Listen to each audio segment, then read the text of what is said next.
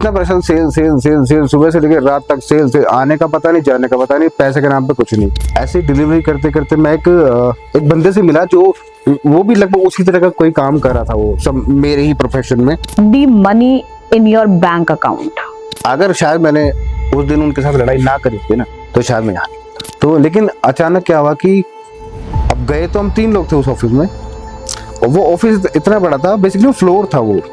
तो उसमें क्या किया कि उसका एक दोस्त और आ गया, फिर उस दोस्त का दोस्त एक और आ गया, फिर एक दोस्त का दोस्त एक और आ गया, यानी कि एक ही फ्लोर पे बेसिकली हम 4 कंपनियां चला रहे थे। माहौल खराब हो गया। दिन में हम पूरा दिन मस्खरी करते, टीवी देखते, टाइम पास करते, ऐसे लोग। मैंने गुड़गांव को एक तरह से कहते हैं ना, छोटे बच्चे से मैच्योर होते हुए देखा है गुड़गांव को।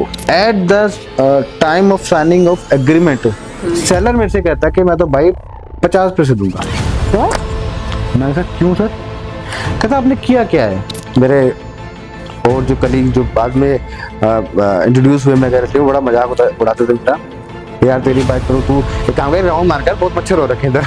उन्होंने बैग निकाला, उसमें 2-2 हजार रुपए के नोट थे। मुझे याद आ गई।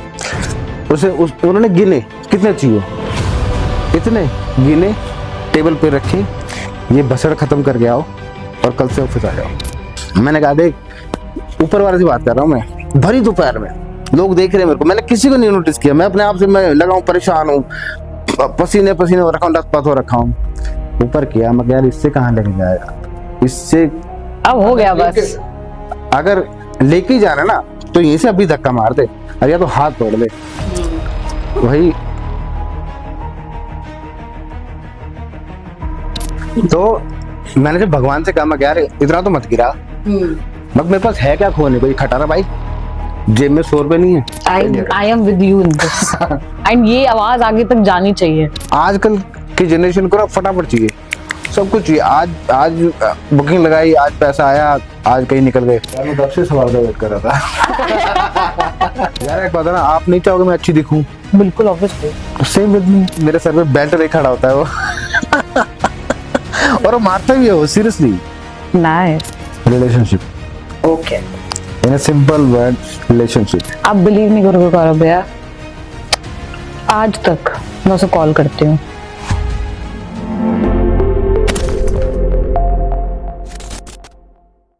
Hello everyone, welcome back to Talk Reality, powered by Mega Reality Max Private Limited. Today we are going to have someone with us who brings strong perspective and experience in real estate industry, and I respectfully invite him in this particular show. Please welcome to Mr. Gaurav Verma. Thank you so much Monika. कैसे हो sir आप? बहुत बढ़िया, आप बताइए आप कैसी हैं? बहुत अच्छी हूँ। आपको कैसा लग रहा है, मतलब ये कॉन्वर्जेशन के शो पे आने? What's the experience? Honestly, pretty nervous. क्योंकि ये पहली बार है जो इस तरह का मैं कन्वर्सेशन में शामिल होने जा रहा हूँ या हुआ हूँ, तो थोड़ा सा नर्वस भी हूँ। मुझे लगता है थोड़े टाइम में हो जाएगा just. You don't have to be nervous. This is just a coffee with Bronica. Talk Reality के चैनल पे आप मेरे साथ कॉफी पी रहे हैं यहाँ पे, and we're just going to discuss your life experiences. And उस conversation को आगे बढ़ाते हुए मैं आपसे ये पूछना चाहती हूँ, and everyone wants to know कि आपका लाइफ का एक्सपीरियंस रियल एस्टेट तक अभी तक कैसा रहा? We want to know your journey. कब शुरू किया था आपने काम करना, and what was the struggle or how was it? If you can just enlighten us by your experience. Present की अगर बात करें तो ब्रोनिका ऑसम। Okay. अगर मैं पास्ट में जाऊं, थोड़ा सा फ्लैशबैक में जाऊं, तो you won't believe I have started with 1500 only. 1500 रुपए में मैंने स्टार्ट करी थी। मेरी जो पहली जॉब थी गुड़गांव में थी वो। तो मैं यही भीमनगर एक जगह है गुड़गांव में, ओल्ड गुड़गांव में, तो वहां पर मैंने जॉब स्टार्ट किया था, मेरा पहला जॉब था वो। अच्छा। तो उसमें क्या था कि अकाउंट्स में देखता था। वो एक इलेक्ट्रिसिटी की शॉप हुआ करती थी उस टाइम पे, एक ब्रांड है, देखा होगा, सुना होगा आपने। तो वो लोग उसके लिए बेसिकली काम करते थे। तो मेरा जो काम था वो स्टॉक्स वगैरह मेंटेन करना था, क्या स्टॉक आ रहा है, क्या जा रहा है, क्या डिलीवरी हो रहा है, कितना बाकी, वो सब मैं मेंटेन करता था। उसके लिए मेरे को 1500 रुपए मिलते थे उस टाइम पे। और ये करीब 18-19 साल पहले की बात है, 2006 की बात है ये। मैंने अपनी पढ़ाई खत्म करी, तो मैं फर्स्ट जॉब थी मेरी ये। तो ऐसे डिलीवरी करते करते मैं एक बंदे से मिला जो वो भी लगभग उसी तरह का कोई काम कर रहा था, वो सब मेरे ही प्रोफेशन में। तो मेरा ओनर मेरे साथ था लकीली, मुझे आज भी याद है वो दिन। तो मैंने कहा भैया ये कौन है ये सामने वाला बंदा? तो मैंने यार इसको ना 12-13 साल हो गए। मैंने पूछा बड़ा क्यूरियोसिटी के साथ, मैंने कहा भैया क्या सैलरी होगी, क्या इनकम होगी इसकी? कह रहा 13,000। 13,000 रुपये उस टाइम पे एक अच्छा खासा अमाउंट हुआ करता था। बहुत बड़ी बात थी कि हाँ, क्योंकि मैं उस टाइम अर्न करने में सिर्फ 1,500 रुपए और वो 13,000 रुपए। तो मैंने उनसे पूछा यार मैं कमा पाऊंगा इतने पैसे? तो हाँ क्यों नहीं कमा पाओगे यार, ये कर सकते, तुम क्यों नहीं कर सकते? अब वो था टिपिकल पंजाबी ओनर। तो दिमाग में एक बात आई, मैंने उनसे एक बात और पूछी, मैंने ये कितने टाइम से कर रहे हैं? कर हो गए 10 एक साल। तो आई वाज शॉक्ड एक्चुअली। मैंने रियलाइज किया ये, बट आज मैं 1,500 रुपए कमा रहा हूँ, 10 साल बाद क्या मैं 12-13,000 15,000 पे कमाऊंगा। पहुंच पाऊंगा? ये लाइन ठीक, हम्म। यहाँ से निकलना पड़ेगा। तो मैंने वो 4-5 महीने काम किया, उसके बाद मैंने वो छोड़ दिया। तो मैं नहीं गया उनके पास वापस। उसके बाद मैंने कॉल सेंटर ज्वाइन किया उद्योग विहार पे, इंटरनेशनल उसका नाम था कंपनी का। तो उसमें स्टार्ट किया। उस टाइम मेरी सैलरी हो गई, सेम ईयर की बात है वो, 6,500 मेरा उस पे सैलरी था। जी। बट उसमें एक प्रॉब्लम ये थी कि शिफ्ट वाली जॉब हुआ करती थी, कॉल सेंटर जैसे आमतौर पे होती थी, नाइट शिफ्ट भी होती है, नाइट डे शिफ्ट शिफ्ट भी होती और है। मेरा पर्टिकुलर हुआ करता था कि हम 12:30 निकलते थे अपने घर से और रात को करीब 2 बजे 2:30 बजे वापस आते थे। तो ये कम्प्लीटली मिसमैच था, मतलब बॉडी उस हिसाब से एक्सेप्ट ना तो एक्सेप्ट कर पा रहे थे, ना ही रिएक्ट कर पा रहे थे, क्योंकि कभी इस तरह की जॉब कभी करी नहीं। चलो जैसे तैसे वो भी साल भर का पीरियड मैंने उसमें निकाला। उसके बाद आ, मैंने कुछ नहीं किया साल भर तक, मैं घर पे रहा। घर वाले बोलते थे भाई क्यों नहीं करता, पढ़ाई वढ़ाई खत्म हो गई, कुछ और कर ले। समझ नहीं आता कि क्या करूं क्या ना करूं। ये सोचते सोचते बन का मतलब लगभग साल भर निकल गया। साल भर निकल गया, आया ईयर 2008। अच्छा। 2008 में मैंने एक कंपनी ज्वाइन करी इंश्योरेंस की। उसमें मैं बैकएंड में हुआ करता था और मेरा जो काम था इंश्योरेंस जो हम लोग कराते हैं गाड़ियों का, उसकी पॉलिसी पॉलिसी बनवानी होती थी, इश्योरेंस करवाता था बेसिकली मैं। जो कि डॉक्यूमेंटेशन होता था ना मेरा, डॉक्यूमेंट को स्कैन करना, चेक्स वगैरह, मतलब बैक एंड टीम संभालते हाँ थे आप। बैकएंड का मेरा काम था। मुझे अच्छे से याद है आज भी, उस टाइम मेरी सैलरी थी 2008 में करीब 12,000 रुपए के आसपास, प्लस मेरा इंसेंटिव भी हुआ करता उस टाइम पे। तो मैंने 3 साल कंटिन्यूसली उसी कंपनी में काम किया 2011 तक। 2011 के बाद मेरा हो गया उस मैनेजर से थोड़ा कलेश। कलेश का रीजन ये था उस साल मेरे फादर सडनली गॉट एक्सपायर्ड। तो मैं थोड़ा सा परेशान था, मैं कंटिन्यू नहीं कर पा रहा था, मतलब ध्यान नहीं था उस जॉब को करने में। ना तो अंदर से फील आ रहा था कि तो मैनेजर के साथ थोड़ी खटपट हो रखी थी मेरी, और मैं करना भी नहीं चाह रहा था। स्ट्रेंथ भी चली जाती है when you हाँ। lose someone। कुछ पर्सनल रीजन थे, कुछ प्रोफेशनल भी रीजन ऐसे हो गए। तो मैं सोचा मैं क्या नहीं है। मेरे को मैनेजर ने बुलाया, भाई तू आ रहा है अपनी मर्जी से, आ रहा है अपनी मर्जी जा रहा है, क्या चल रहा है तेरा? तूने करनी नहीं करनी? लोगों ने मुझे बड़ा समझाया, काफी अच्छे दोस्त थे। मेरा मेरा जो जस्ट जो सीनियर था मेरा, वो एज में मेरे से 1-2 साल कम था और हम बहुत अच्छे दोस्त थे, आज भी अच्छे दोस्त हैं। तो उसने कहा यार ऐसे मत जा, ये ठीक नहीं है, कुछ और देख ले, एटलीस्ट एक जॉब तो देख ले, कुछ तो सोच ले। मैं कहा यार नहीं यार, देखा जाएगा जो होगा। इतनी वो नहीं करते हम लोग, हम हरियाणा से गुड़गांव से थोड़ी ये हाँ ना, अगला मेरा क्वेश्चन यही था कि आप मेन हरियाणा से ही हैं। मैं गुड़गांव का ही रहने वाला हूँ। अच्छा। तो वो थोड़ी आती है ना अकड़ उस टाइप की। तो मैं चल छोड़ो, नहीं करनी। 2011 तक मैंने काम किया, फिर मैंने वो जॉब भी छोड़ दी। उसके बाद मैं 2-3 महीने घर रहा। तो मेरे कजन रियल एस्टेट में है, मेरा बुआ का बेटा। मैंने उससे बात करी, मैं यार ऐसे ऐसे मेरे को इतना टाइम हो गया खाली बैठे हुए, तो कहीं ना कहीं कुछ करवा दे यार, कहीं अपने रियल एस्टेट में कुछ करवा दे। तो मेरा कजन का कजन, उसका उनका खुद का ऑफिस भी है सेक्टर 54 में, गोल्फ कोर्स रोड पे। तो उसने कहा यार एक काम कर, तू यहाँ आ जा, मैं तेरे को मिलवाया था, तेरे को समझ आए तो तू देख लियो, अदरवाइज तो दूसरे ऑप्शन तो है ही मार्केट में। अच्छा, इससे पहले मैंने एक जॉब और करी थी, उसमें तो बहुत प्रेशर था, इतना pressure, sale sale sale sale, सुबह से लेकर रात तक सेल से, आने का पता नहीं, जाने का पता नहीं, पैसे के नाम पे कुछ नहीं। कौन सी जॉब थी वो? ऑनेस्टली मुझे याद भी नहीं हुआ, मैं करना भी नहीं चाहता, क्योंकि मैंने 1 महीने से ज्यादा वो करी भी नहीं वो। Okay. उसमें बहुत प्रेशर हुआ करता था, हर घंटे में सीनियर फोन करा, भाई कहाँ हूँ, सेल कब तक आ रही है, किससे बात करो, क्या मीटिंग लाइनअप है, ये वो। मैं कहा, यार ये तो नहीं हो पाएगा मेरे से, मैंने वो छोड़ दी। उसके बाद मेरे कजन ने इंट्रोड्यूस कराया मेरे को रियल एस्टेट के अंदर। मैं रियल एस्टेट में गया, थोड़ा चाम देखा कि यार यहाँ तो लोग थोड़े थोड़े टाइम में अच्छा खासा पैसा कमा रहे हैं, गाड़ियां ले रहे हैं, और उनका लाइफस्टाइल बड़ा ही चेंज हो रहा है, बहुत तेजी से बदल रहा था। तो ये लोग ऐसा क्या कर रहे हैं, आया, चीजें समझी। गुड़गांव के, हालांकि मैं गुड़गांव में पला बड़ा हूँ, मैंने गुड़गांव को एक तरह से कहते हैं ना, छोटे बच्चे से मैच्योर होते हुए देखा है गुड़गांव को।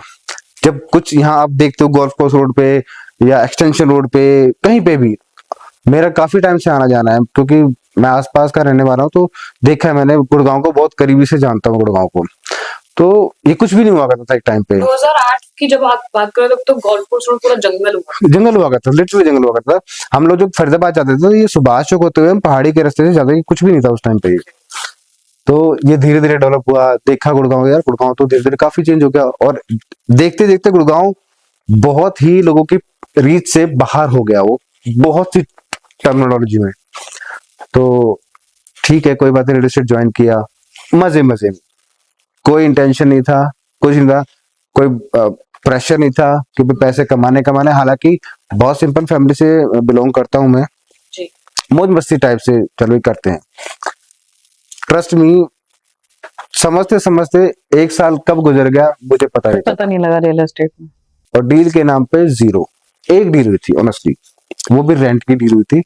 मुझे नहीं पता उसका पैसा आया कि नहीं आया, मुझे तो याद भी नहीं उसका पैसा आया था कि नहीं आया। मुझे लगता है ये वाकया जो नए नए आते हैं सबके साथ ऐसा होता होगा कि पहली डील का कमीशन ही नहीं मिलता लोगों को। मिलता भी तो या तो कोई और जो हमसे पहले जो सीनियर बैठे वो खा जाते होंगे, वो ले जाते हैं। हाँ, तो ऐसा ही हुआ मेरे साथ भी। लिटरली मुझे याद नहीं है कि वो पैसा आया था मेरे पास, मेरे तक पहुंचा नहीं पहुंचा, चलो छोड़ो कोई बात नहीं। तो देखा, एक फ्रेंड और था, अच्छा दोस्त बन गया, आज भी अच्छा दोस्त है। उसने कहा यार अपना करते हैं, कब तक ऐसे धक्के खाते रहेंगे।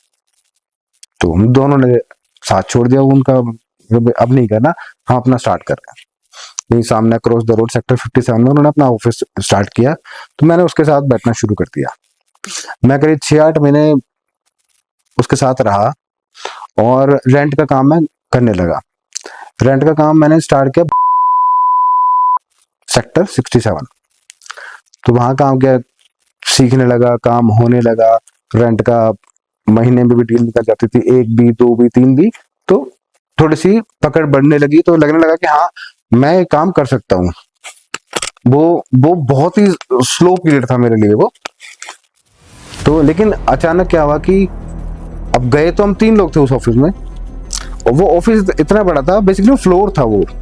उसमें क्या क्या है कि उसका एक दोस्त और आ गया, फिर उस दोस्त का दोस्त एक और आ गया, फिर एक दोस्त का दोस्त एक और आ गया, यानी कि एक ही फ्लोर पे बेसिकली हम 4 कंपनियां चला रहे थे। ओके, ठीक है, चलो उसमें कोई प्रॉब्लम नहीं भाई। सोच ये थी कि भाई सब मिलके करेंगे तो कहीं ना कहीं आगे बढ़ेंगे, ग्रो करेंगे सारे मिलके। लेकिन हुआ इसका उल्टा, माहौल खराब हो गया। दिन में हम पूरा दिन मस्खरी करते, टीवी देखते, टाइम पास करते, ऐसे तो कभी क्रिकेट खेलने चले गए, कुछ करने लगे, ऐसे करते करते 6-8 महीने निकल गए। दिमाग में वही टेंशन यार कि ये तो सही नहीं है चीज, जहां पर भी कुछ तो गड़बड़ है। सोचने में मजबूर हुआ तो यार ऐसे तो लाइफ नहीं कटने वाली, जिस हिसाब से रेस्पॉन्सिबिलिटी आ रही, क्योंकि आगे शादी भी होनी थी मेरी, तो अगर अभी नहीं संभले तो फिर कब संभलेंगे। सही बात है। तो मैंने उसको फ्रेंड को कहा, मैं यार मैं कुछ और देख रहा हूँ, मुझे नहीं लगता तू अच्छे घर से है, वो अच्छे बैकग्राउंड से है, वो प्रॉपर्टीज हैं उनके फादर के पास, काफी सारे रेंटल इनकम उनका था। तो मैं कहता तेरा भाई हो जाएगा, मैं हैंड टू माउथ हूँ, ना बाप है ना कोई और है घर में पीछे सपोर्ट करने वाला, मैं ही समझ, तो मेरे लिए तो एटलीस्ट मैं ही। तो मैंने उसको बाय बाय कहना शुरू कर दिया। तब तक मैं इंट्रोड्यूस नहीं हुआ था मेगा रियल्टी के साथ। अच्छा, अब हनुमंत भाई जो है अपना, वो भी काम करते थे। मैं और हनुमंत उस ड्यूरिंग जो है अच्छे दोस्त बन चुके थे, अच्छे दोस्त बन गए। तो मैंने हनुमंत के साथ डिस्कस किया, मैं कहा, यार ऐसे से दिक्कत हो रखी है और मैं ना परेशान हो चुका हूँ, और यार मुझे भी आगे बढ़ना है, मैं इन सब चीजों में ना नहीं टाइम वेस्ट कर सकता। तो उसने कहा चल ठीक है, एक काम करते हैं, कल मिलते हैं। ठीक है, कल कल का नाम लेके उसने मेरे को एड्रेस बताया सेक्टर 56 का, एक जो मार्केट है सेक्टर 56 की। उसने कहा यार एक काम कर, तू ना 2-2:30 बजे करीब आ जाइयो, और अपन बैठ के हमें चाय पीते और बात करते हैं। And that was व्यापार केंद्र, नो नो, सेक्टर 56, 56 की मार्केट में। 56 की मार्केट, अच्छा अच्छा अच्छा। सेक्टर 56 की मार्केट में उसने मेरे को इनवाइट किया चाय पीने के लिए। मैं पहुंचा, वही मेरे पास उस टाइम पे बाइक हुआ करती थी होंडा शाइन, वो बड़ा धुआं दिया करती थी। मेरे और जो कलीग जो बाद में इंट्रोड्यूस हुए, मैं कह रही हूँ बड़ा मजाक उड़ाते थे मेरा, यार तेरी बाइक पे तो तू एक काम कर, राउंड मार कर, बहुत मच्छर हो रखे इधर। ऐसे जोक मारते थे मेरे ऊपर। तो मैं गया हनुमंत के पास, तो हनुमंत ने मिलाया एक शख्स से, मिलाया तो मैंने उनको कहा कि भाई साहब ऐसे से मैं परेशानी में हूँ और मेरे को इतना टाइम हो गया, मैं आगे बढ़ना चाहता हूँ, ग्रो करना चाहता हूँ। तो ठीक है, कोई दिक्कत नहीं। और वो और कोई नहीं, वो मेरे लिए एक मैं कहूँ फरिश्ता थे मेरे लिए, वो है एक्चुअली, ठीक है none other than mister Rajesh Chauhan. Rajesh भाई से मिला मैं उस टाइम पे, तो हाय हेलो हुई, तो ठीक है, उसने कहा चलो ठीक है ज्वाइन करते, स्टार्ट करते साथ। तो 2 जनवरी 2016 में मैं मेगा रियल्टी में मैंने ज्वाइन किया। आज लगभग 10 साल से ज्यादा मेरे को हो चुका है मेगा रियल्टी के अंदर।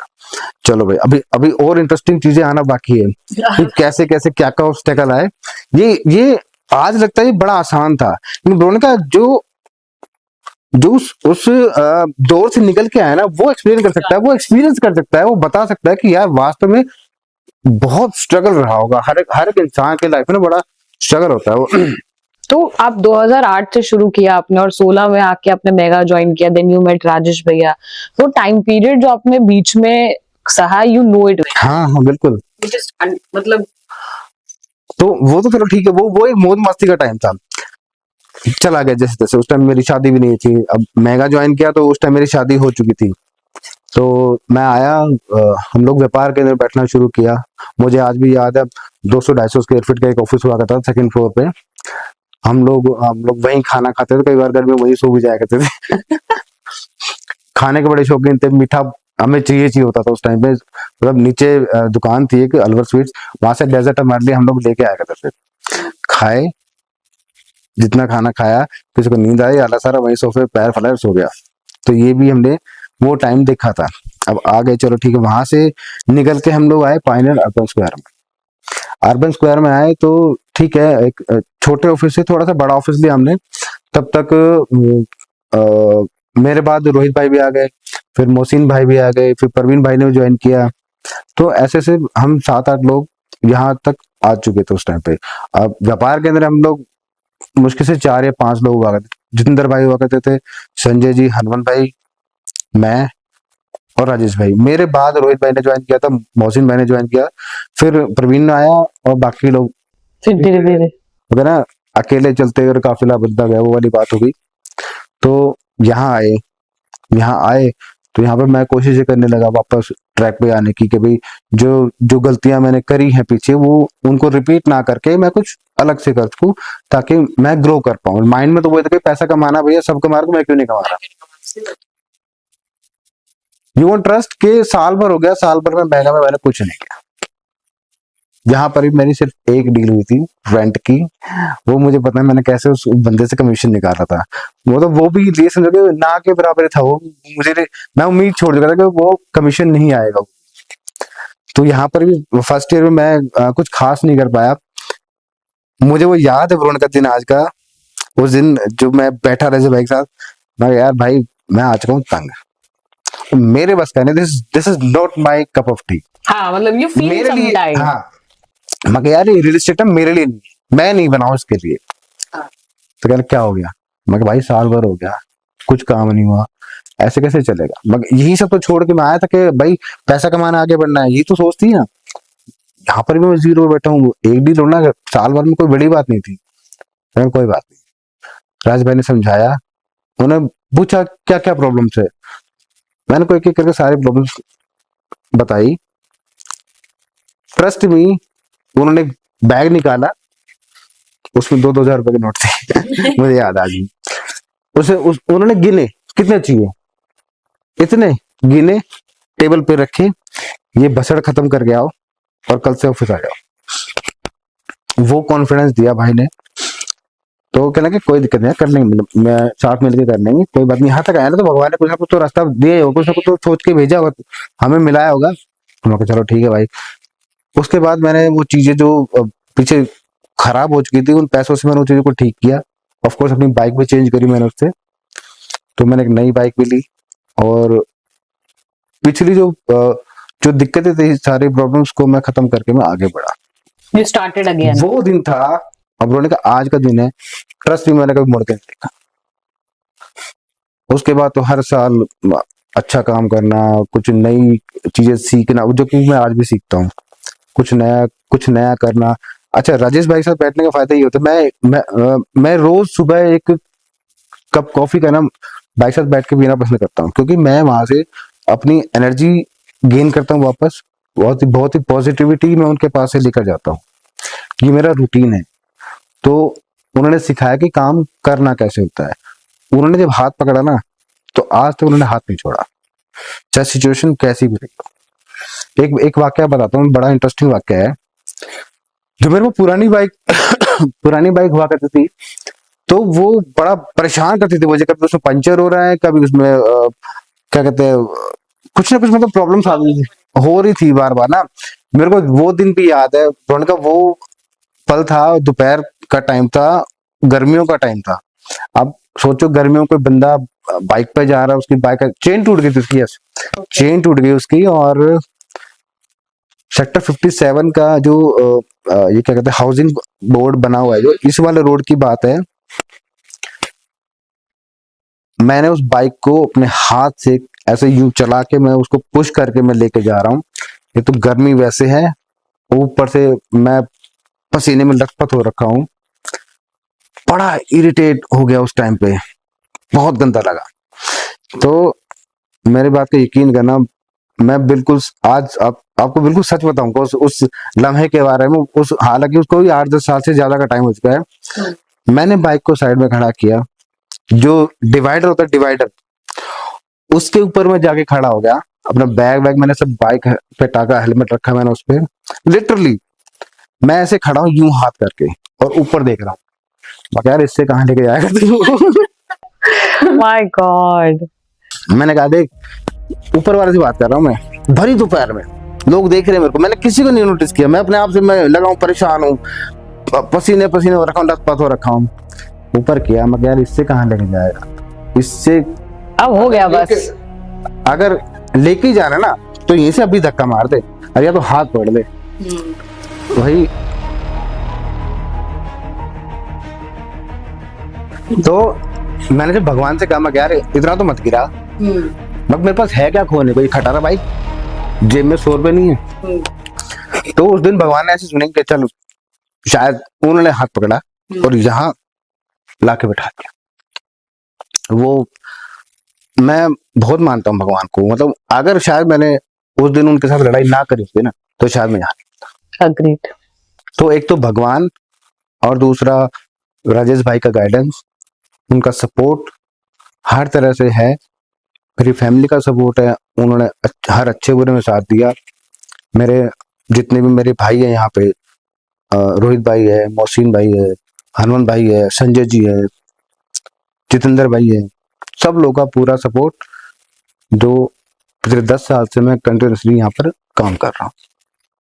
तो ये मेरी छोटी सी जर्नी, हालांकि है बहुत बड़ी, मैं इट वाज अमेजिंग, बट मैंने बताई ये बिल्कुल, इसमें कुछ भी फन बट नहीं है, कुछ भी अपनी तरफ से मैंने कुछ सारे फैक्ट रखे इसमें, सारी सच्चाई बताई। मैं गौरव भाई आपको बता रही हूँ, इट वाज अमेजिंग जर्नी। ये जो डिस्कशन हम कर रहे हैं ना, जो टॉक रियलिटी है, इट्स नॉट अबाउट कि मार्केट में चल क्या रहा है और कि सब इसी बारे में बात कर रहे हैं एक्चुअली। जो पॉडकास्ट हो रहे हो उसमें आप यही बात कर रहे हो कि आप नॉलेज क्या डिलीवर कर सकते हो, right? But we have created a platform जहां पे मैं जान पाऊं, हम सब जान पाए कि आपने शुरू कैसे किया, नॉलेज जर्नी कैसे शुरू हुई है। देखो ब्रोनिका, आजकल ना एआई का जमाना है। यस, आप नॉलेज ना गूगल से ले लोगे, एआई से ले लोगे, लेकिन एक्सपीरियंस तो आपको खुद ही गेन करना पड़ेगा। एग्जैक्टली सर, बहुत जरूरी है लोगों को जानना ना। मार्केट में बहुत सारे लोग ऐसे, अरे ये तो ऐसे काम कर रहे हैं, अरे ऐसे ही हो गया होगा, ऐसे ही हो गया होगा। अरे ऐसे नहीं हुआ है भाई, you should know this, that कहाँ शुरू किया 2008 में, हाउ यू स्टार्टेड एंड कैसे स्ट्रगल किया आपने, today you are here. So इस पॉडकास्ट को जब हम रिलीज करेंगे, people are going to listen your story, they will be inspired. मतलब अमेजिंग। मैं बताऊं, हम लोग जब व्यापार केंद्र से हम एक्सटेंशन में काम करते थे, तो ट्रस्ट में, हम सर्दी हो गर्मी हो कैसा भी मौसम रहा हो, अगर हम प्रोजेक्ट पे हैं तो सुबह से लेकर शाम तक प्रोजेक्ट पे हैं। राजेश भाई पाम ड्राइव, हनुमान जी अपना ये पीछे heritage one, Bestech park spa next, and मैं पाइनियर। थैंक गॉड, मैं पाइनियर को थैंक यू कहूंगा दिल से, क्योंकि यहाँ तक पहुंचने में ना पाइनियर का मेरा बहुत सपोर्ट रहा है। आज मैं जो कुछ भी हूं ना, उसमें पाइनियर का बहुत बड़ा रोल है। And your forte was Pioneer, Presidia, Park, and this. बिल्कुल बिल्कुल। Right. Nice. मतलब अच्छा चलो, we have got to know your story now. अब मुझे ये बताओ, how you feeling today? What is this feeling? Of course, feel proud always. You feel perfect. मतलब it's good. इतना सफर तय करने के बाद जब आप एक मुकाम पे आते हो ना, you feel. अच्छा, अभी भी ब्रोनिका ऐसा लगता है कि यार बहुत कुछ नहीं किया है। हाँ. अभी बहुत कुछ करना बाकी। जब राजेश भाई के साथ बैठता हूँ तो उनके थॉट प्रोसेस देखता हूँ, समझता हूँ ना, तो यार हमसे वो 10 गुना 20 गुना ज्यादा मेहनत करते हैं वो। और मैं हमेशा उनसे इंस्पायर होता हूँ, ये सोच के यार जब ये कर सकता है तो भाई मैं भी कर सकता हूँ। Right. I agree. But still we have upgraded ourselves. Her step तक अपग्रेड करते हैं अपने आप को। Okay. After this very good journey जो मैंने आपसे सुनी, अब मैं आपसे कुछ क्वेश्चंस पूछना चाहती हूँ। So we'll proceed with that. You have seen 13 years of market cycle. What pattern repeats every time that most people ignore? यार ये अब जैसा आपने जिक्र किया इस चीज का ना, अपग्रेशन। देखिए अपग्रेशन बहुत जरूरी है। जैसे जिस टाइम 10 साल की अगर मैं पुरानी बात करूं, तो आज भी मेरे कुछ फ्रेंड्स, चरण पार्टनर फ्रेंड्स ऐसे हैं जो वो उसी सर्कल में घूम रहे हैं। वो पुराना ही जो है ट्रेडिशनल जो अपना काम, जिस तरीके से काम करते, काम तो वो ट्रेडिशनल कर रहे हैं वो, बट वो तरीके नए नहीं आजमा रहे। तो मेरा मानना है कि जैसे हमने अपग्रेड किया, हमने इनोवेशंस की, हम नए नए एक्सपीरियंस लेते हैं, तो मुझे लगता है कि उन लोगों को भी ट्राई करना चाहिए कुछ नया। जब तक आप मार्केट में नया ट्राई नहीं करोगे ना, तो आप खुद ब खुद आउट ऑफ द मार्केट हो जाओगे। फॉर एग्जाम्पल, स्कूटर का नाम सुना होगा आपने, एक टाइम पे वो आउट हो गया था मार्केट से, है ना? क्यों आउट हो गया था? क्योंकि उन्होंने अपग्रेड नहीं किया। हाँ, आज हम इसलिए मार्केट में बैठ पाए हैं क्योंकि हमने टाइम के साथ अपने आप को बदला, अपने आप को अपग्रेड किया। करेक्ट जी। What belief about real estate did you hold in year 1 that you completely disagree today? मतलब now, जब आपने अपना करियर शुरू किया था उस साल में रियल एस्टेट में क्या था जो आज आप उससे बहुत डिसएग्री करते हो? मतलब क्या अलग है? देखो, अलग तो ब्रोनिका बहुत कुछ है, चीजें बहुत बदली हैं, काम करने के तरीके बदले हैं, डेवलपमेंट बदला है काफी ना। तो जब अगर मैं बात करूँ वही 8-9 साल या 10 साल 12 साल पुरानी ना, तो हम लोगों ने सोचा भी नहीं कि गुड़गांव जो है इस लेवल पे जाके पहुंच जाएगा। और इनफैक्ट आज भी वो, मुझे लगता है कि वो तेज गति से बढ़े ही जा रहा है, आगे रुकने का नाम नहीं ले रहा। तो जो लोग जिनका नजरिया था उस लेवल का, जो सोच सकते थे कि आगे आने वाले 10, 12, 15 साल में क्या हो सकता है, शायद उन्होंने वो स्टेप उठा लिए उस टाइम पे जो कि सही थे। और जो नहीं समझ पाया उस चीज को, वो कहीं ना कहीं पीछे रह गया। तो आप कह रहे हो कि वही वो डिस्कस किया हमने कि अपग्रेड करना समय के साथ, अपग्रेड करना प्लस दूर की सोच वाले इंसान का भी होना बहुत जरूरी। इंसान का लगे कि इंसान दूर की, मतलब मैं कहूंगा कि दूर की सोच हमेशा इंसान के पास होनी चाहिए। इनकी विजन बड़ा होना चाहिए, बड़ा सोचोगे तो कुछ कर पाओगे। Right. So if you could change one thing about how real estate industry operates in India, what would it be? ये मैं मतलब मैं टारगेट नहीं कर रहा किसी इस जेंट्री को ना इस क्वेश्चन से तुम्हारे। देखो आजकल ना बड़ा ट्रेंड चला हुआ है कि डिस्काउंट बांट देते हैं लोग, डिस्काउंट दे Correct. देते हैं लोग। इन्वेस्टर जो है, क्लाइंट जो है, आके कहते हैं कि भैया वो बंदा ये डिस्काउंट दे रहा है, आप कितना दोगे, वो 2.5 पे कर रहा है या 0.25 पे कर रहा है या 0.5 पे कर रहा है। तो ये चीजें मुझे लगता है गलत है।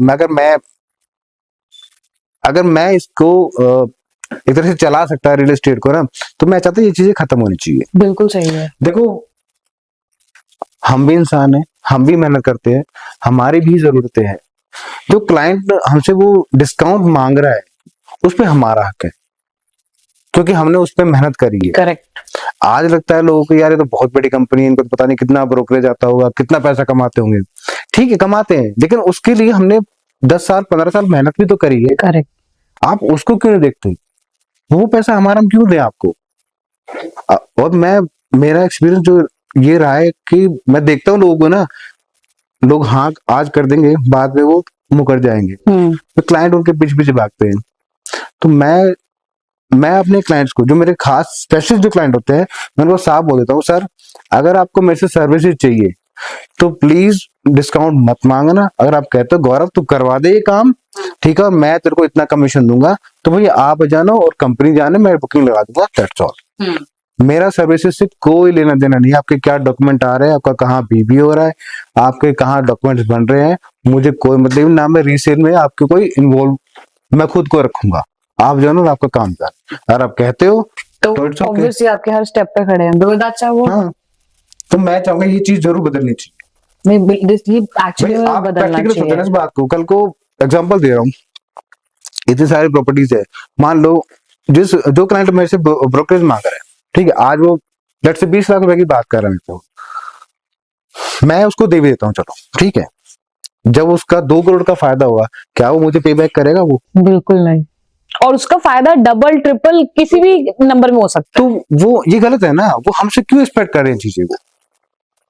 अगर उनको कोई डिच करता है तो मुझे तो वो ठीक कर रहा है, क्योंकि वो खुद ही They इतना deserve for that. अग्रेसिवली हाँ, इसको। ऐसा तो नहीं होता ना कि वो अगर उसको कोई प्रॉफिट होता है, हमें प्रॉफिट शेयर करेगा वो। तो फिर तो मैं चाहूंगा ये चीजें बदलनी चाहिए। I am with you in this. And ये आवाज आगे तक जानी चाहिए। आई रियली विश कि ये वाला जो पॉइंट ऑफ व्यू है ना, ये आए अच्छे व्यूज इस पे कि देखें क्लाइंट सारे रियल एस्टेट हाँ, के, फैक्ट है यार, इसमें क्या गलत है? They should realise this. यार मैं एक वाक्य मैं बताता हूँ। डील करने गया और की बात है वो। अच्छा, यहाँ से सेलर भी मेरा था, बायर भी मेरा था। तो बायर को मैंने बोल दिया 1% कमीशन के लिए। रीसेल में 1% कमीशन ही चलता है आमतौर पे। मैंने सेलर यूएस से आ रखा, सेलर के भी मैं कन्वे कर चुका था कि मैं 1% लूंगा। चलो ठीक है, मान के भी हम गए, हमने मीटिंग करी, सब कुछ ओके हो गया। At the time of signing off agreement, seller मेरे से कहता कि मैं तो भाई 50% दूंगा। मैंने कहा क्यों सर? कहता आपने किया क्या है? मगर मैंने क्या किया? मैं कहा मैंने ये करने के लिए पीछे 10 साल खपाए हैं, मगर मेरा हक है वो, और मैं लेके रहूंगा। अगर आप मुझे कहते हैं पहले कि मैं 0.5 पे काम करूंगा, मैं ट्रस्ट में, मैं बायर मेरा वही बैठा था, बायर सेलर दोनों वही थे, मगर मैं काम करने नहीं आता, मैं डील नहीं करता आपके साथ में। अगर आप मुझे मीटिंग से पहले बोल देते ना, मगर मैंने आपको कहा नहीं था, आपने एग्री क्यों किया? आप उससे मना करते मेरे को। मैं 0.5 पे काम नहीं करता, आपने करना तो करो, नहीं तो कोई इट्स ओके। अब बायर करना, गौरव यार ऐसे मत कर यार, वो बायर मेरे हाथ का था, गौरव यार ऐसे मत कर यार। मगर साहब देखो ना, कोई बात है, ये इनको 10 करोड़ का फायदा हो रहा है, प्रॉपर्टी ले रहे हैं, इनकी प्रॉपर्टी बिक रही है, तो ये मतलब 5-6 लाख रुपए में ऐसे कर रहे हैं। सही बात है। देखो सेंस थोड़ा बनता है। तो बायर ने रिक्वेस्ट कर, तो उन्होंने 0.75 मेरे लिए किया, लेकिन मैंने उसको स्ट्रिक्टली ये मैसेज दिया, मगर सर अगर आप मुझे पहले बोलते ना, ट्रस्ट में मैं मीटिंग नहीं कराता। और ये ऑरा मेंटेन करना जरूरी है। बिल्कुल। There are some people in market जो ये मेंटेन नहीं कर पा रहे हैं, ठीक है, उनके अपने एक्चुअली प्रॉब्लम्स देखो, एक होती है जेन्युइन प्रॉब्लम्स, पर आजकल क्या है, लोगों ने ट्रेंड बना लिया। अब हमने, गलती हमारी है, हमने ट्रेंड बनाया, तो उन लोगों को मैसेज आ रहा है यार ये तो ऐसे चलता है।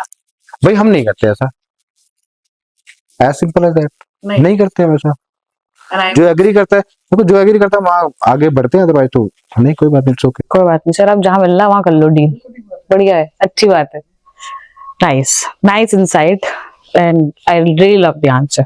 How long should someone be prepared to earn something before they see consistent income in real estate? मतलब आपको क्या लगता है कि रियल एस्टेट में स्टेबल इनकम आने से पहले कितना टाइम लगता है? देखो, कोई भी बिजनेस हो, ना सिर्फ रियल एस्टेट की बात करूंगा मैं, कोई भी बिजनेस हो ना, तो ब्रोनिका आप मान के चलो कि 5 से 6 साल तो आपको उसमें लग के मेहनत करनी पड़ेगी, उसके बाद ही उसमें रिजल्ट आता है. ये सिर्फ रियल एस्टेट के लिए नहीं, हर बिजनेस के में ये रूल लागू होता है. पहले वो एक्सपीरियंस लेना होता है, सीखना होता है, थ्योरी पढ़नी होती है, प्रैक्टिकल करना होता है, then you will be able to. एक बिजनेस को चलाने के लिए 5-6 साल तो आप भूल जाओ और खपा दो अपने आप को, उसके बाद ही आप कुछ कर पाओगे. अगर वो 5-6 साल आपने दे दिए ना, इसमें एक बात आपको शेयर करना चाहूंगा. मैं वीडियोस बहुत देखता हूँ मोटिवेशनल, बुक्स भी काफी पढ़ता हूँ. तो मैं एक बुक पढ़ रहा था, उसमें था कि नेचर प्रकृति, नेचर आपको अपनी ओर से कभी कुछ नहीं देती. नेचर वो देती है जो आप नेचर को देते हो. एक्चुअली नेचर पे बैक्स यू. आपने अगर अपनी जिंदगी के 6-7-8 साल अहम अपनी जिंदगी के किसी भी बिजनेस में खपाए हैं, या जो भी आप कर रहे हैं, मैं ये नहीं कहता बिजनेस में जो आप जो भी कर रहे हैं, तो नेचर उसी का ही पे बैक आपको करे, अपनी ओर से कुछ नहीं देते. आप यही आपके ऊपर सब कुछ दारोमदार होता है कि आप नेचर से क्या चाहते हो. ट्रस्ट में, जैसा आप चाहते हो ना, वही आप नेचर हो, तो नेचर वापस आपको ही देगा. That's manifestation. If you manifest things by right away, तो वो आपको पे बैक करेगा nature. Universe will give you answer. जितना आप टाइम का कदर करोगे, टाइम उतनी आपकी कदर करेगा. टाइम को अगर आप साइड करोगे ना, तो टाइम ऐसा साइड करके निकल जाएगा, पता भी नहीं चलेगा. Okay, so when should someone quit real estate and admit it's not for them? कभी नहीं. कभी आ सकता है वो लक. नहीं, मेरा मानना है कि नहीं, ऐसा किसी की लाइफ में वो दिन नहीं आता. क्योंकि देखो, जब आप कोई भी बिजनेस स्टार्ट करते हो, मैं फिर वो एक रियल एस्टेट की बात नहीं कर रहा, एक ओवरऑल एग्जांपल दूंगा मैं. आप जब भी कुछ करते हो स्टार्ट, तो ना आपको पूरे मन से, पूरे तन के साथ करना पड़ेगा. ठीक है. अगर आप किसी चीज को, पर्टिकुलर चीज को लेके आप सक्सेस नहीं हासिल कर पा रहे हो, तो उसके दूसरे वे आउट आपको ढूंढने पड़ेंगे. दूसरा खराब हो रहा है, तीसरा ढूंढना पड़ेगा. तीसरा अगर नहीं काम दे रहा तो चौथा ढूंढना पड़ेगा. लेकिन ट्रस्ट मी, ऐसे दरवाजे 10 दरवाजे अगर बंद हो, तो 11वां दरवाजा ऐसा जरूर खुलेगा जो आपकी किस्मत बदल देगा. यही रियल एस्टेट में होता है. Okay. जी. तो कभी भी ना अपने आप को डिमोरलाइज या डिमोटिवेट नहीं करना चाहिए कि यार मेरे बस का नहीं है, जो मैं कर सकता हूँ तो कोई भी कर सकता है. मैं तो ये मानता हूँ. Okay, so what's the most common financial mistake agent makes when they get their first big commission? देखो, रियल एस्टेट में ना शो ऑफ बड़ा चलता है. अब आपके पास अगर 1 लाख रुपए होंगे ना, तो आप प्रिटेंड करोगे आप 10 लाख रुपए वाले इंसान हो. यही गलती होती है. हमने भी किया था. टू बी ऑनेस्ट, हमने भी किया था अपग्रेड करने के चक्कर में ना. पर ठीक है, मैं जो न्यू कमर्स उनको यही कहूंगा, प्लीज थोड़ा संभाले अपने आप को. जितना प्रैक्टिकली होना चाहिए ना, उतना ही करें. ज्यादा शो ऑफ ना करें, ज्यादा बैलेंस show off ना करें. करें. हाँ, पहले अपनी इनकम पे ज्यादा फोकस रखें, बाद में चीजें. देखो, इस रियल एस्टेट में क्या है कि पैसा बाय डिफॉल्ट है. आप लगे रहोगे ना, तो पैसा आ जाएगा. और पैसा कमाने से ज्यादा ना, मुझे लगता है कि उसको मेंटेन करना ज्यादा इंपॉर्टेंट है. आप उसको कैसे मैनेज करते हो, वो ज्यादा इंपॉर्टेंट है. So, is there a cap to how much a channel partner can earn, और मतलब या ये truly unlimited है? अनलिमिटेड है. No caps. No cap ना. No cap. आप जितना, आप एक आम इंसान जितना सोच सकता है ना, उससे भी 1000 लाख गुना ज्यादा जो है आप रियल एस्टेट में अर्न कर सकते हो. देखो, जब मैं रियल एस्टेट में आया तो मुझे कुछ भी खास अंदाजा नहीं था इस बात का. लोगों को देखता था मर्सिडीज में, BMW में चलते हुए, तो मैं सोचता यार ये लोग पता नहीं कैसे करते. हो सकता है, देखो मैं सिंपल फैमिली बैकग्राउंड से था, तो कभी माइंड को ना इतना ब्रॉड करने का मौका नहीं मिला. ठीक है ना, क्योंकि उस लेवल के सराउंडिंग में था नहीं मैं. उनकी सोच वही थी यार 12, 15, 20 हजार रुपए. लेकिन जब आया, लोगों को देखा कि हाँ ये पॉसिबल है, तो चीज समझ में आई यार. गुड़गांव तो यार समंदर है. समंदर तो ये आप पे डिपेंड करेगा आप घर से क्या लेके निकले हो. आई मीन आप चम्मच लेके निकले हो घर से पानी भरने के लिए, सॉरी वो पानी भरने के लिए, या आप मग लेके निकलो, आप बाल्टी लेके निकलो, या एक पाइप लेके निकलो। पाइप इन द सेंस के वो पाइप जो आपको लाइफ टाइम पैसा कमा के देते। कि पूरी पाइपलाइन ही बिछानी है सब। तो कोई लिमिट नहीं है इस चीज की, आप रियल एस्टेट में कितना भी पैसा कमा सकते हो, कितने भी टाइम में कमा सकते हो। इट कुड बी फास्टर और थोड़ा टाइम लेके, depends. Okay, now resale market versus primary sales, which requires more skill and which makes more money? देखो पैसा चाहिए तो आपको प्राइमरी करना पड़ेगा। ओके, स्किल्स दोनों में चाहिए, ठीक है। अगर मैं बात करूं नॉलेज की, अगर हम कंपेयर करें इन सब चीजों को ना, तो नॉलेज कहीं ना कहीं रीसेल में ज्यादा लगता है। उसमें आपको प्रॉपर डॉक्यूमेंट्स की चेन वगैरह आपको पता होनी चाहिए। सबसे पहले अलॉटमेंट होता है, उसके बाद बीबीए होता है, और पेमेंट रिसिप्ट्स वगैरह होती है। किसी पार्टी ने कोई लोन ले रखा है, नहीं ले रखा, वो लोन खत्म होगा तो कैसे होगा, ट्रांसफर होगा, तो रजिस्ट्री उसका होगी, बहुत वो कई सारी चीजें जो आपको पता होनी चाहिए, और ऐसे एकदम एक दिन में नहीं पता लगती, वो धीरे धीरे पता लगती है। और प्राइमरी सेल्स एक तरफ ऐसा है कि आपने क्लाइंट को फोन किया कि सर ऐसे प्रोजेक्ट आया है, उसको कन्विंस किया, उसको अपना मैसेज करने दे कि आप इसमें ये अपॉर्चुनिटीज है, तो अगर वो ओके करता है ऑब्वियसली या तो चेक देगा, बैंक ट्रांसफर करेगा, खत्म आपका काम। बाकी कंपनी अपने आप देखेगी।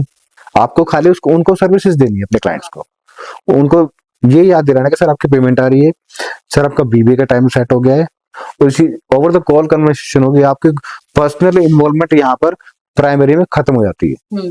बट रीसेल में ये ज्यादा बढ़ जाता रीसेल में आपकी इन्वॉल्वमेंट 100% रहती है। जहां आप थोड़ा सा मिस हुए ना, थोड़ा सा भी लाइन से इधर उधर हुए, तो क्लाइंट को लगता है यार ये तो ध्यान नहीं दे रहा। ऐसा मेरे साथ एक दो बार हुआ था, इसलिए मैं अपने एक्सपीरियंस के बेसिस पे कह सकता हूँ कि रीसेल में आपको स्किल और नॉलेज ज्यादा चाहिए as comparison to primary sales. Okay, now एक क्वेश्चन मार्केट से related, branded residencies like versus established Indian developers, which is the safer bet for investor? आपको क्या लगता है, मतलब जो पहले जो सोसाइटीज बनती थी, कॉन्सेप्ट आप भी तो बोल रहे हो ना कि गुड़गांव में नया कॉन्सेप्ट आया था, पहले तो पूरा गुड़गांव जंगल ही था, सोसाइटी का कॉन्सेप्ट आया, क्योंकि दिल्ली में तो आज भी बिल्डर फ्लो चल रहा है, सोसाइटी, क्लब हाउस, और कॉन्सेप्ट एक डेवलपर एक लेके आया। अब ब्रांडेड रेसिडेंसीज आ रही है, so which is best for investors today? मैं वही कहूंगा, ये भी टाइम के हिसाब से बदलाव है। तो मुझे लगता है कि ब्रांडेड रेजिडेंसीज भी एक अच्छी अपॉर्चुनिटी आएगी, क्योंकि लोगों की ना धीरे धीरे पेइंग कैपेसिटी बढ़ती जा रही है, वो भी अपने आप को अपग्रेड कर रहे हैं।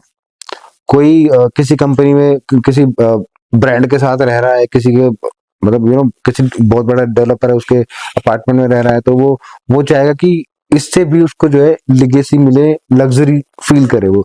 तो मेरे ऐसे बहुत से क्लाइंट्स है जो विदेशों में भी इन्वेस्ट करके बैठे हुए हैं। तो मुझे लगता है वो कहीं ना कहीं कंपेयर करते होंगे गुड़गांव को लेट्स से लंदन से या किसी और कंट्री से, कि यार वो बेटर है। तो मुझे लगता है ये जो ब्रांडेड रेजिडेंसीज का ट्रेंड है ना, तो कहीं ना कहीं वो कंपेयर करेंगे, वो शायद उनको ये फील किया है कि जो चीज लंदन में हम फील कर रहे हैं वो आने वाले गुड़गांव में फील करी जा सकती है। तो इट्स गुड पार्ट। तो ब्रांडेड रेसिडेंसीज भी एक अच्छा आइडिया है गुड़गांव के लिए। बिल्कुल, perfect. Sir, when do you tell a client not to buy, even though it means losing your commission? देखो जहां मैं कन्विंस नहीं हूं, मैं अपने क्लाइंट को बिल्कुल नहीं बोलता। सीधी सी बात है। अगर मुझे लगता है मुझे कॉन्फिडेंस है किसी प्रोजेक्ट पे, तो मैं कह दूंगा कि सर प्लीज गो अहेड। अगर मुझे कॉन्फिडेंस नहीं तो मैं कह दूंगा सर मैं कॉन्फिडेंट नहीं हूँ, आपका मन करता हूँ तो इट्स योर कॉल, अदरवाइज मेरी तरफ से तो ना है। बहुत सिंपल सी चीज है। Okay. What's the psychology behind why some buyer decide in one meeting while other takes 6 months or more than that? हाँ मेरे साथ हुआ है ऐसा। हाँ, पर्सनली मेरे साथ हुआ है ऐसा कि मैंने अपने 3-4 क्लाइंट्स को डील देने में 1 साल का टाइम लिया। हाँ, अब वो क्या था कि वो जो एक एंड यूजर होता है ना, वो चीजों को ना बड़ी बारीकी से ऑब्जर्व करता है। पहले वो पहले एक घर देखेगा जो रेडी टू मूव इन होगा, फिर दूसरे घर में जाएगा, वो वहां से कंपेयर करेगा कि भी इसमें लोडिंग इतनी है, इसमें यहाँ से सनलाइट आ रही है, इसका ये कंस्ट्रक्शन है, इसका वो कंस्ट्रक्शन है, उसमें ये खामियां हैं, उसमें ये खूबियां हैं, तो वो कंपेयर करेगा पहले जाके ना। तो ऐसा करते करते थोड़ा टाइम कभी कभी निकल जाता है। हाँ, उन लोगों को डील देना थोड़ा आसान होता है जो पहले चीजों को देख चुके होते हैं, उनको शॉर्टलिस्ट कर चुके हैं बेसिकली। जब कोई एंड यूजर मार्केट में नया आता है, फर्स्ट टाइमर जो एंड यूजर होता है, वो उनको उन पे थोड़ा सा टाइम एफर्ट थोड़ा ज्यादा लगता है, मेहनत ज्यादा लगती है, क्योंकि उनको उनको 4-5 चीजें दिखानी पड़ती है, उनको पसंद करानी पड़ती है, उनको बताना पड़ता है सर आप यहाँ लोगे तो आपको ये बेनिफिट होगा, यहाँ लोगे तो आपको ये बेनिफिट, यहाँ ये हो सकता है। बेसिकली मैं अगर मैं अपने पर्सनल लेवल की बात करूँ, मैं कभी ना एक प्रोजेक्ट को बेचने के लिए ना दूसरे प्रोजेक्ट को कभी नेगेटिव नहीं करता। नहीं करोगे। ये मेरे में बड़ी मैं कहूँगा खूबी है एक तरह से। ओके मेरे जैसे आपको पता है कि मैं भी सेल्स करती हूँ, 6 साल हो गए इस मार्केट में। मेरा एक क्लाइंट है, आप बिलीव नहीं करोगे गौरव भैया, आज तक मैं उसे कॉल करती हूँ, उसने आज तक मुझसे मना नहीं करता होगा। मना नहीं करेगा, वो किसी नहीं चाहिए भेजो डिटेल्स हाँ, भेजो भेजो मेरे साथ भी भेजो। भेजो।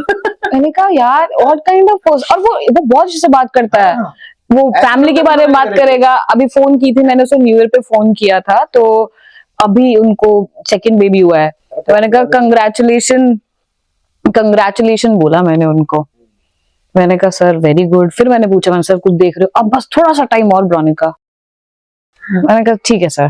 तो है मेरे साथ भी एक क्लाइंट है ऐसे तरीके से बात करेंगे हमेशा। अच्छा गौरव ये है, चल भेज मैं देखता हूँ, मैं चेक करता हूँ। यू वोंट बिलीव, आज भी मेरे को करीब 4 से 5 साल हो चुके हैं उनको, बट मैं उनको आज तक कोई प्रॉपर्टी दे नहीं पाया। लेकिन जब भी कुछ नया आता है ना, मैं हमेशा भेजता हूँ उनको। हाँ, और उनका रिवर्ट हमें चाहिए था, सेंड द डिटेल्स। वो कभी मना नहीं करते।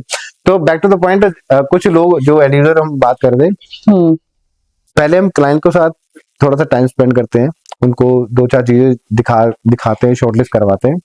तो जो फर्स्ट टाइमर जो होता है ना, वो थोड़ा सा टाइम ले लेता है, और जो एक्सपीरियंस होता है थोड़ा सा, जिसने 4-6 चीजें देख रखी होती है, वो थोड़ा कम टाइम लगता है डील को mature. How do you advise first time home buyer differently from seasoned investor with 5 properties?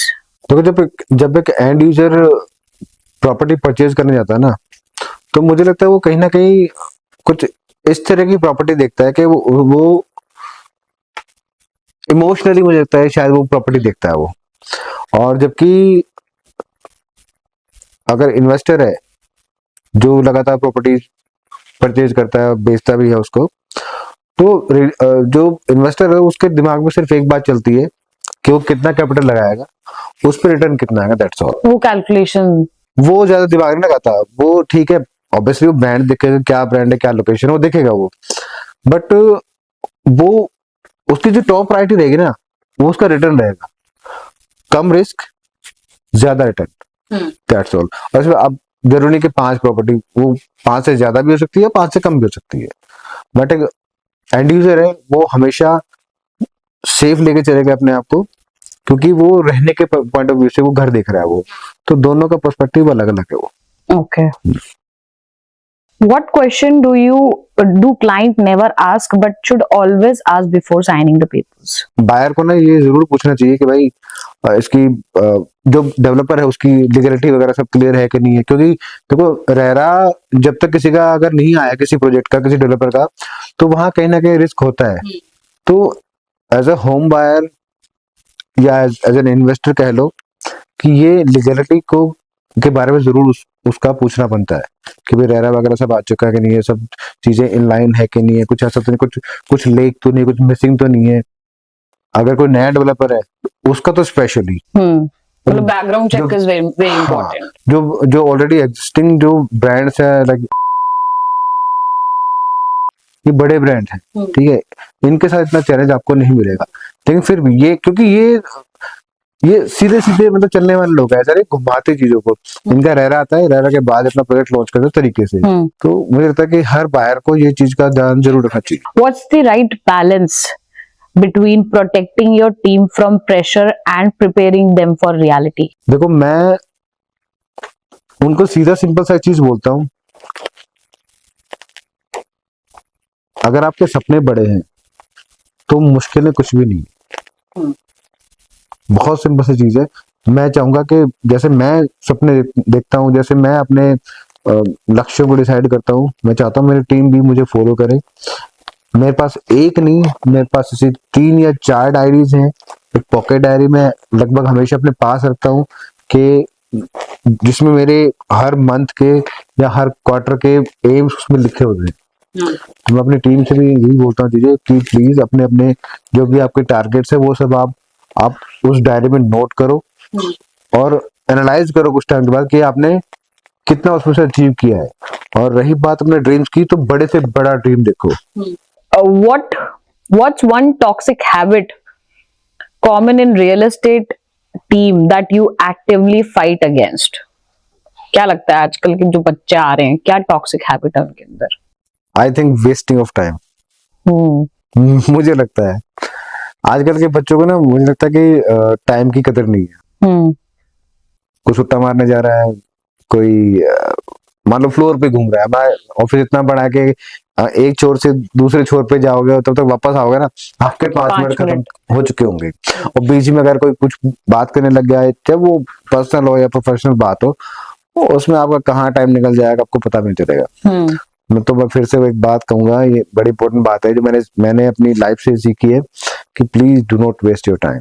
Time की कदर नहीं करोगे ना तो वक्त पार में ना, टाइम जब तुम्हारी कदर नहीं करेगा ना तो तुम्हें अफसोस बड़ा होगा। और मैं अपनी टीम में बात हमेशा बोलता हूँ कि आप पैसा कमा लोगे और टाइम नहीं कमा पाओगे।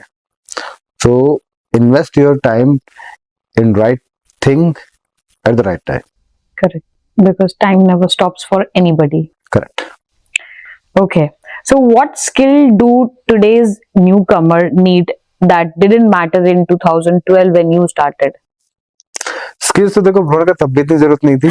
Okay. आज भी नहीं है। मुझे लगता है देखो मैं बहुत एक्स्ट्राऑर्डिनरी, मैं अपने आप से आपको कंपेयर करूंगा बजाय किसी और के। मैं बहुत ही इंटेलेक्चुअल या स्किलफुल पर्सन नहीं हूँ, बहुत ही सिंपल, बहुत ही हम्बल।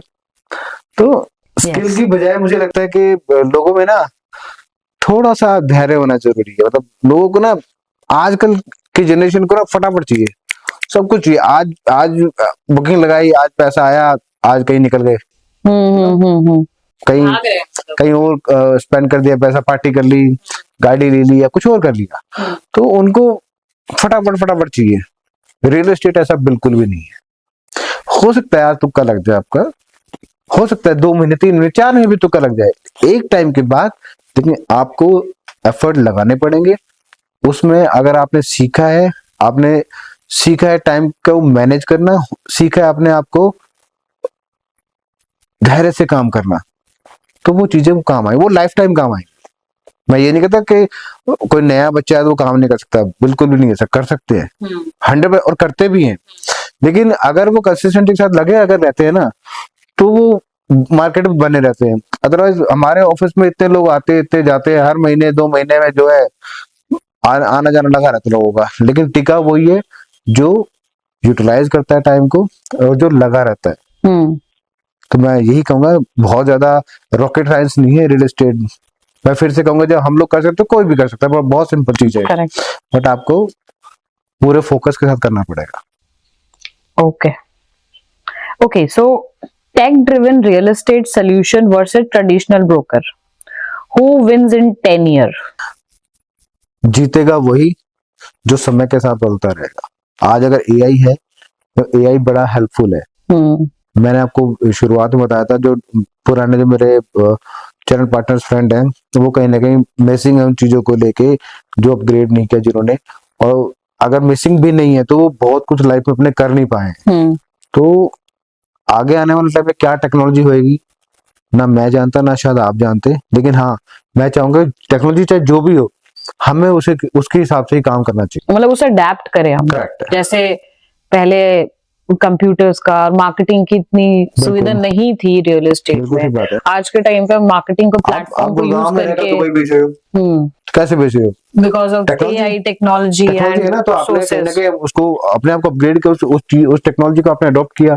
जो नहीं कर पा रहे वो भैया गुड़गांव में बैठे आराम से बेच रहे हो चीजें, या मे बी वो रेंट आज भी रेंट का काम कर रहे हैं, कोई बड़ी बात नहीं। I have seen those people, है ना, इतने टाइम में, मतलब यस टेक्नोलॉजी जो सिर्फ रेंट का काम। हाँ, तो अपने हिसाब से जो है ढाल लेना चाहिए सिचुएशन के हिसाब से। बिल्कुल। So what keeps you learning after 13 years? Where do you still feel like a student? तो 13 साल बाद भी आपको सीखने के लिए क्या मोटिवेट करता है, मतलब अगर मैं एग्जैक्ट। सही बताऊं तो मुझे मोटिवेशन आता है तो राजेश भाई के साथ, हम्म। क्योंकि उनकी सोच ना बड़े ही नेक्स्ट लेवल की सोच होती है। जहां भी मैं कभी डीमोटिवेट या डीमोरलाइज अपने आप को फील करता हूँ तो मैं उनके साथ बैठ जाता हूँ। उनसे मैंने बहुत सारी चीजें सीखी हैं। उसमें से एक इम्पोर्टेंट मैं बात आपको डिस्कस करना चाहूंगा, डिसिप्लिन। जब हम व्यापार के, वो हम टेबल से फॉलो करते आ रहे हैं। जब हम व्यापार केंद्र में थे तो हमारा टाइम होता है 10 बजे का, जैसा आज भी है।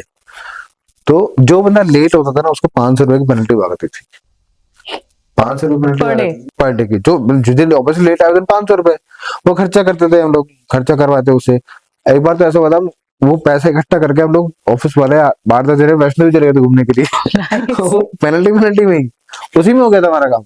तो इतना पैसा हमने इकट्ठा कर लिया था। तो कहने का पर्पज ये कि डिसिप्लिन।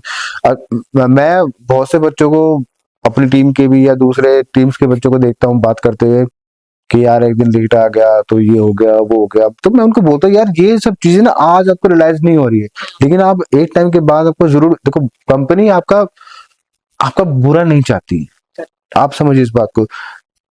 टाइम रखा हुआ है तो आपको उसे सीखना चाहिए कि क्यों हमें ऐसा, हमें हमें हमारी सैलरी क्यों काटी जा रही है, हमें ये सजा क्यों मिल रही है, ताकि आप ये समय की कदर करो, आप डिसिप्लिन में रहो। ये डिसिप्लिन ना एक हैबिट होती है। मेरी हैबिट है, ऑनेस्टली बता रहा हूँ, मेरी हैबिट है। मुझे 10 बजे ऑफिस पहुंचना तो पहुंचना है। मैं एक बार अपना खाना छोड़ दूंगा, लेकिन नहीं, ऑफिस टाइम से अगर कोई काम नहीं है बाहर का तो। which is important in life, punctuality। Rajesh भाई को ये बात अच्छे से पता है कि मैं शायद ऑफिस के अंदर एक ऐसा बंदा रहूंगा जो 7 डेज ऑफिस आता है, विद इन टाइम आता है। अगर मैं ऑफिस में नहीं हूँ तो ऑब्वियसली किसी काम से हूँ। अगर मैं 10 बजे, अदरवाइज तो 10 बजे मेरा तो इन है तो है। That's all. एंड इसी चीज को देख के सर हमारे जूनियर्स भी मोटिवेट बिल्कुल, उनको करना चाहिए चीजें। तो वो इस चीज को नेगेटिव सोचते हैं कि कंपनी पता नहीं हमारे साथ कैसा बिहेव कर रही है, हमें क्यों इस तरह ट्रीट कर रही है। लेकिन कंपनी का मोटिव गलत नहीं है, कंपनी आपको सिखा रही है। कंपनी चाहती है कि तुम ग्रो करो लाइफ में। करेक्ट, क्योंकि सर आई सीन इट कि ना स्कूल टाइम के बाद जब बच्चे आगे बाहर आ जाते हैं ना, आपकी जर्नी हो गई, मेरी हो गई, किसी की भी हो गई, उसके बाद ना कोई रोकने वाला नहीं होता है। आप अपने डिसीजंस खुद लेते हो। लेकिन अगर कोई समझा रहा है इस टाइम पे तो उनको समझना चाहिए। मतलब इट्स रेयर कि जहाँ पे कोई कुछ बोल रहा है। पर आजकल पर्सनल लेवल पे अगर आप किसी को जाके बोलोगे तो उसको बुरा लग जाएगा, यार ये मेरा बाप होता है, ये मेरी माँ होती। टू बी ऑनेस्ट, देखता हूँ लोगों को, आप किसी को बोल नहीं सकते, किसी को समझा नहीं सकते चीज। करेक्ट, पर जिसने समझ लिया वो ग्रो करेगा, no doubt. Okay, so how has staying physically fit improved your energy, focus and performance in your professional life? यार मैं कब से सवाल का वेट कर रहा था। यार उसी चीज पे आ रहे हैं, because your fitness is something which we actually हमने सबने ऑफिस में बहुत अच्छा इंस्पिरेशन और ऑब्जर्व किया है। So आप बताओ मतलब कैसे? देखो वही है, देखो ये चीजें ना, पता है, आप जब किसी चीज को अपनी आदत बना लेते हो, आप किसी चीज का हिस्सा बन जाते हैं, चाहे वो सिस्टम हो। Majority is a system, correct है ना। तो आप अगर अच्छी चीजों को फॉलो करें ना तो अच्छी चीजें अपने आप आपके पास आ जाती है। मैं 10 बजे ऑफिस पहुंचता हूँ, रूटीन है मेरा, आदत है मेरी, हैबिट है मेरी, बहुत अच्छी है। 7:30 आफ्टर ऑफिस 7:30 मैं जिम में होता हूँ। मेरे ट्रेनर को पता है, मैं कोई फोन करूँ, कोई मैसेज करूँ या ना करूँ, 7:30 में जिम में होता हूँ। देखो उसके कई फायदे होते हैं। कहते हैं ना, स्वस्थ शरीर में ही स्वस्थ मन, स्वस्थ दिमाग वास करता है। तो एक्चुअल में चीजें हैं ये। जब आप एक्सरसाइज करते हो तो मुझे लगता है, मैं ऐसा फील करता हूँ, मुझे नहीं पता लोग एक्सरसाइज करते टाइम क्या फील करते होंगे, मैं ऐसा फील करता हूँ वो जो 1.5 घंटा मेरा है ना, वो सिर्फ मेरा है। मेरे पास उस टाइम के दौरान ना तो फोन होता है मेरे पास, ना कुछ होता है, बस मैं होता हूँ और सिर्फ मैं ही होता हूँ। वो चीजें मुझे डिसिप्लिन सिखाती है, वो चीजें मुझे डिस्ट्रैक्ट करती है उस दौरान बाकी चीजों से। मेंटली प्रेशर मेरा कहीं ना कहीं वो रिलीज होता है। वो देखो एक्सरसाइज करते टाइम ना हमारे अंदर ऐसे हार्मोन्स निकलते हैं जो मेंटली जो है आपको अगर परेशान हो तो वो परेशानियां दूर करने में आपकी हेल्प करते हैं। और ये मैंने खुद से ऑब्जर्व करी है। आप आप आज जिस मान लो कोई मोटा आदमी है, कोई हेल्दी डाइट वाला इंसान है, वो अपने आप को शीशे में देखेगा तो मुझे लगेगा वो शायद एक बार वो हेजिटेट करेगा, शर्म आएगी उसको। नहीं, that's आप true. एक फिट बंदे हो ना, आप अपने आप को देखो शीशे में, आपका कॉन्फिडेंस लेवल अलग मिलेगा। आप किसी पर्सन से मिलो, आपका कॉन्फिडेंस लेवल अलग होगा। आप किसी मीटिंग बैठ जाओ, आपका पोस्चर बता देगा, आपका बात करने का तरीका बता देगा। तो इन सब चीजों को मैंने ऑब्जर्व किया, ये चीजें मैंने गेन करी है, ये सिर्फ एक्सरसाइज से, जिम जाने से हुआ है मेरे साथ। Very nice. मतलब and I think it's very important कि लोग इस डिसिप्लिन को, जिम को या एक्सरसाइज को, किसी भी चीज को अपने लाइफ में अडेप्ट करें, because that is also a part of growing. Personality grow करना भी रियल एस्टेट का ही पार्ट है, बिकॉज अनटिल अनलेस कॉन्फिडेंट ही नहीं है तो आप काम कैसे करोगे? यार एक बात है ना, आप नहीं चाहोगे मैं अच्छी दिखूं, बिल्कुल, ऑब्वियसली। सेम विद मी, मैं चाहूँ मैं अच्छा दिखूं। मैं इसलिए जिम नहीं जा रहा हूँ कि आप मेरी तारीफ करो, मैं इसलिए जिम जा रहा हूँ, मैं अपने लिए जा रहा हूँ, ताकि मैं अपने आप को देखूं तो मैं अपने आप को प्राउड फील करूं कि यार मैं पिछले 3 साल 4 साल कैसा था, आज मैं कैसा हूँ। कॉन्फिडेंस आता है उस चीज से, और आप और बेहतर तरीके से काम कर पाते हो। Nice. आपका एनर्जी लेवल अलग ही रहता है। आपने कभी नोटिस किया हो, मैं कभी आलस में, मेरा चलने का तरीका आपने कभी देखा हो, मतलब फुल ऑफ एनर्जी होती है सुबह। तो कोई दिन में कोई आलस नहीं, कोई जैसे लोग कहते हैं यार पावर नैप तो चाहिए 5 मिनट का, भाई मुझे नहीं चाहिए। यू वोंट बिलीव, मैं 5 घंटे सोता हूँ। 5 घंटे, अच्छा। 5 hours is sufficient for me. मैं रात को चाहे 2 बजे सो रहा हूँ, चाहे मैं 12 बजे सो रहा हूँ, मैं 5:30 उठूंगा तो उठूंगा, फिर सर्दी हो चाहे गर्मी। तो आप मतलब सुबह मॉर्निंग में भी सेम रूटीन फॉलो करते हो? अर्ली मॉर्निंग, हाँ। अच्छा। सुबह 5:30, शाम उठना है तो उठना है, नॉन नेगोशिएबल। अगर मेरी तबीयत डाउन है तो एक अलग बात है, तबीयत तो 5:30। मेरी छुट्टी है, बच्चों की छुट्टी है, डजंट मैटर, एक रूटीन, एक हैबिट है मेरी तो है, उसके साथ कोई कॉम्प्रोमाइज नहीं। यार ऐसा बहुत टाइम से सोचा, लेकिन हाँ जिम मैंने अभी रिसेंटली 6-7 महीने से स्टार्ट किया है। तो मतलब कहने का ये कि आप एक्सरसाइज करते हो, जिम जाते हो, तो ये चीजें ना ऑटोमेटिक अपने आप रहती है, आप बाहर की बुरी चीजों से छूट जाते हो। मैं पूछने वाली थी, मतलब 7:30 आप बोल रहे थे कि आप वहां पहुंच जाते हो, तो you must have sacrifice your friend circles and मेरा कोई फ्रेंड सर्कल है ही नहीं ऐसा। अच्छा। देखो हमारा ऑफिस का ना कल्चर बहुत डिफरेंट है। अगर हम ऑफिस में है ना, तो ऑफिस हम काम की बात कर रहे होंगे, अगर काम की बात नहीं भी कर रहे होंगे ना, तो एटलीस्ट हम कुछ गलत तो नहीं कर रहे होंगे। Okay. अगर हम आपस में यार दोस्त अगर बैठे ऑफिस वाले अगर बैठे ना, तो हम सिंपल हमारी चाय कॉफी पे चर्चा चल रही होगी। हमारे ऑफिस का ट्रेंड दूसरे ऑफिस से बिल्कुल अलग है। I agree. हम ऑफिस में है तो काम करें, अदरवाइज अपने घर है, सिंपल सी चीज है। वो ट्वाइस इन ईयर और थ्राइस इन ईयर तो एक अलग बात है कि बैठ गए थोड़ा बहुत पार्टी शार्टी कर ली, वो एक बहुत बड़ा वो टास्क नहीं होता हमारे लिए, कम कर लेते कभी कभी, लेकिन जनरली अगर या तो हम ऑफिस में या फिर अपने घर पे, that's all. Did changing your food habits help you stay more focused, disciplined and mentally sharp at work? मतलब मैंने देखा है कि as you're physically बहुत जिम जाते हैं, जैसे अब हम डिस्कस भी कर रहे थे, तो उसमें खाने का इन्वॉल्वमेंट भी रखते हैं आप इस तरीके से? हाँ बिल्कुल, मतलब प्रॉपर खाना पीना था आप, नहीं, ऐसा नहीं है। मैं बाहर का कुछ नहीं खाता, कुछ नहीं खाता। मीठा में खाता हूँ तो भी ऑनेस्ट, मतलब इतना कोई वो नहीं मेरे लिए कि मैंने कोई जाके कोई चैंपियनशिप लड़नी है बॉडी बना के, तो ऐसा कुछ नहीं है। मेरा मन करता है तो मैं खा लेता हूँ, जैसे पहले खाया करता था ना, वो नहीं है। हमें मीठे का, जैसे मैंने आपको शुरुआत में जिक्र भी किया था, मीठे का बहुत शौक था हम लोगों को।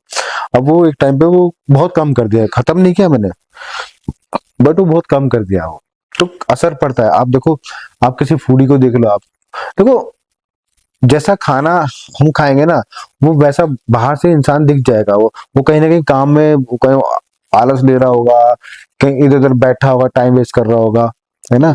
और आप अच्छा खाओगे ना, तो दिमाग भी आपको इस हिसाब से काम करेगा। राइट। आप कहते हैं ना कि आप ज्यादा खा लेते हो तो आप लेजी फील करते हो, आप मीटिंग में बैठे हो, देन आलस आ रहा है आपको। इस इंडस्ट्री में एक तो हम लोग ऐसे ऐसे लोगों से मिलते हैं सर, वी मीट मतलब एंड नंबर ऑफ इन्वेस्टर्स। अब उनके सामने प्रेजेंट करना है अपने आप को, so you have to do all this. मतलब तो उस टाइम आप खाना खा के बिल्कुल बैठे हुए, लेजी बैठे हुए हो,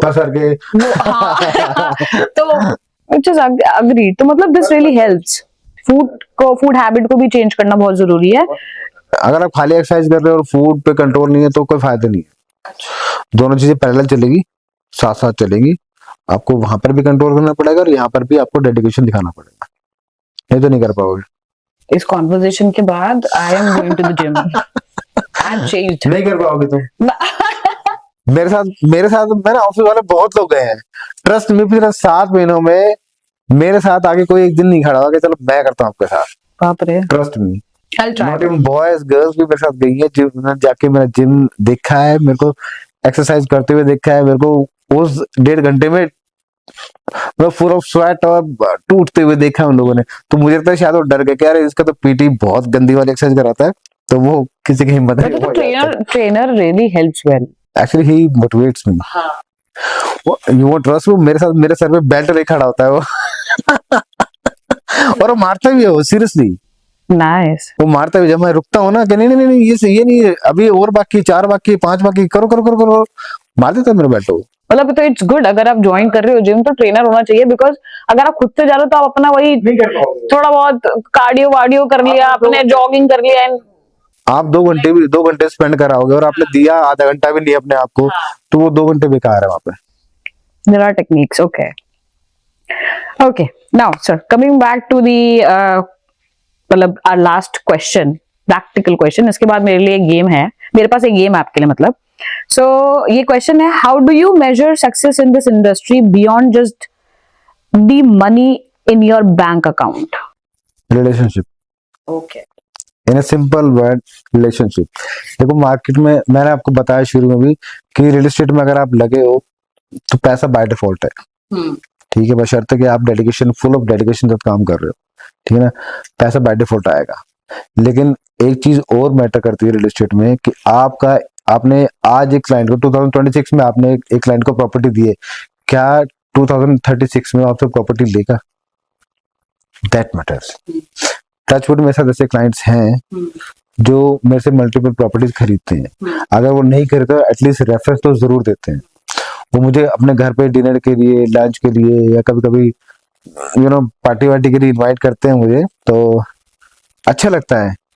कुछ लोग तो ऐसे भी फ्रेंड जोन में आ रखे हैं, क्लाइंट्स हैं हालांकि, अपने बच्चों तक की शादी में इनवाइट करते हैं, तो लगता है कि हाँ वास्तव में कुछ कमाया है। पैसा बाय डिफॉल्ट है, पैसा तो आएगा, नो डाउट।